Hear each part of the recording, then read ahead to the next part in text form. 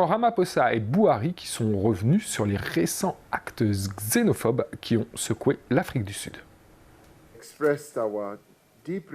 Nous avons exprimé notre profond regret pour les événements de ces dernières semaines qui se sont manifestés par des attaques dirigées contre des ressortissants étrangers et notre condamnation de toute forme d'intolérance et d'actes de violence reste très ferme.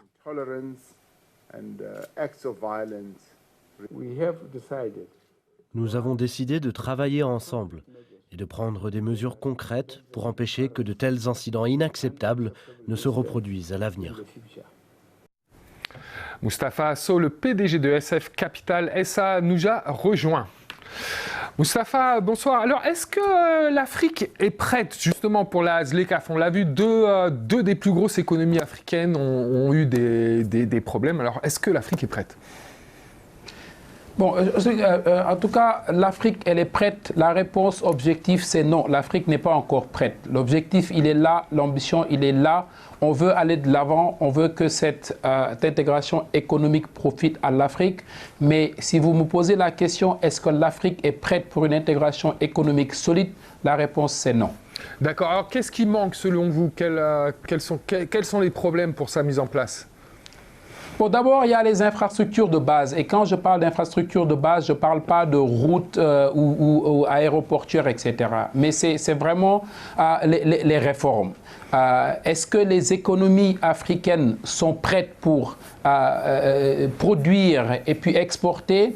Je vous répondrai, hormis peut-être l'Afrique du Sud qu'on vient de citer tout à l'heure, peut-être le Maroc, à la limite l'Égypte, il n'y a pas réellement un pays africain qui a développé un avantage comparatif sur un service ou un produit qu'il peut échanger. L'autre problème aussi, c'est qu'un géant comme le Nigeria, qui est supposé être l'un des moteurs de cette intégration économique-là, est juste une économie qui n'est pas encore prête. N'oublions pas que le Nigeria est la plus grande économie africaine, mais elle importe quasiment tout. Et c'est juste récemment que le gouvernement a décidé de mettre en place des politiques pour favoriser, bien évidemment, la production locale. D'accord. Et à moyen terme ou même long terme, vous pensez que la ZLECAf va se concrétiser quand même, malgré tous ces problèmes?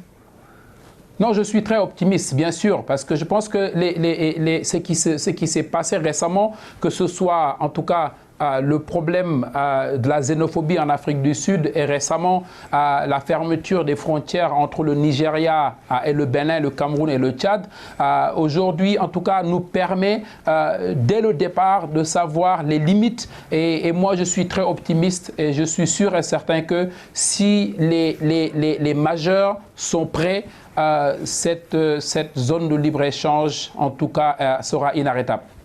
Merci Moustapha, merci pour ces informations. Merci à vous.